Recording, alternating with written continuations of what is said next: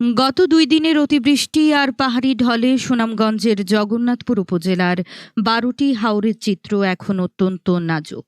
বিশেষ করে উপজেলার প্রধান শস্য ভাণ্ডার নলুয়ার হাওর সহ সবকটি হাওরে জলাবদ্ধতা তৈরি হওয়ায় অর্ধেকের বেশি ফসল পানির নিচে তলিয়ে গেছে।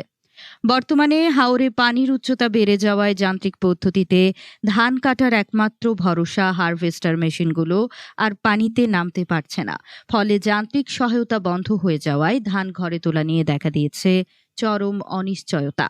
উপজেলা কৃষি অফিসের তথ্য মতে এবার ২০,৪২৩ হেক্টর জমিতে ধান চাষ করা হয়েছিল।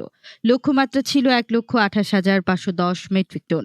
ইতিমধ্যে ৫৫% ধান কাটা শেষ হলেও বাকি ৪৫% ধান এখন পানির নিচে। এদিকে মাঠের ফসল তলিয়ে যাচ্ছে, অন্যদিকে মেশিন নামাতে না পারায় হাতে কাটা ছাড়া আর কোনো বিকল্প নেই। কিন্তু সেখানেও বাধা হয়ে দাঁড়িয়েছে তীব্র শ্রমিক সংকট। আগে যেখানে শ্রমিকদের মজুরি ছিল ৬০০ থেকে ৭০০ টাকা, এখন পানির নিচে ধান কাটতে ১,০০০ টাকা দিয়েও শ্রমিক পাওয়া যাচ্ছে না। হাওরপাড়ের কৃষকদের মধ্যে এখন হাহাকার বিরাজ করছে। নলুয়ার হাওরের কৃষক আরশাদ আলী জানান, ২০ কেদার জমির মধ্যে মাত্র ৩ কেদার কাটতে পেরেছেন। তিনি আক্ষেপ করে বলেন, সরকারিভাবে মেশিন ভাড়া ১৫০০ টাকা হলেও দালালির খপ্পরে পড়ে ৪,০০০ টাকা দিয়েও এখন মেশিন পাওয়া যাচ্ছে না, কারণ মেশিন এখন পানিতে নামতেই পারছে না।